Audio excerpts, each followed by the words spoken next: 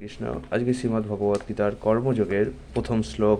অর্জুন উবাচ জয়সি চেত কর্মণস্তে মতা বুদ্ধি জনার্দনা তৎকিং কর্মাণি ঘোরে মাং নিয়োজয়সি কেশব।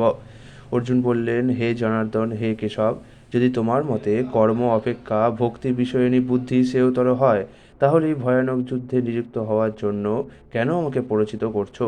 তাৎপর্য হলো, পূর্ববর্তী অধ্যায়ে পরমেশ্বর ভগবান শ্রীকৃষ্ণ তার প্রিয় সখা অর্জুনকে জড়জগতের দুঃখার্ণব থেকে উদ্ধার করবার জন্য আত্মার স্বরূপ বিশদভাবে বর্ণনা করেছেন এবং সেই সঙ্গে তিনি আত্মার স্বরূপ উপলব্ধি করার পন্থাও বর্ণনা করেছেন। সেই পথ হচ্ছে বুদ্ধিযোগ এবং অর্থাৎ কৃষ্ণ ভাবনা।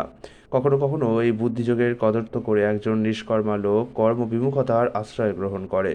কৃষ্ণ ভাবনার নাম করে তারা নির্জনে বসে কেবল হরিনাম জপ করেই কৃষ্ণ ভাবনাময় হয়ে ওঠার দুরাশা করে, কিন্তু যথাযথভাবে ভগবত তত্ত্বজ্ঞানের শিক্ষা লাভ না করে নির্জনে বসে কৃষ্ণনাম জপ করলে নিরীহ অজ্ঞ লোকের সস্তা বাহবা পাওয়া যেতে পারে, কিন্তু তাতে কোনো লাভ হয় না।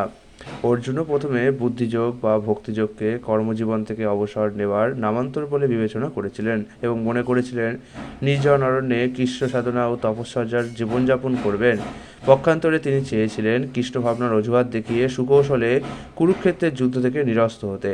কিন্তু নিষ্ঠাবান শিষ্যের মতো যখন তিনি তার গুরুদেব ভগবান শ্রীকৃষ্ণকে তার কর্তব্য সম্বন্ধে জিজ্ঞেস করলেন, তখন ভগবান শ্রীকৃষ্ণ এই তৃতীয় অধ্যায়ে তাকে কর্মযোগ বা কৃষ্ণ ভাবনাময় কর্ম সম্বন্ধে ব্যাখ্যা করে শোনান। হরে কৃষ্ণ।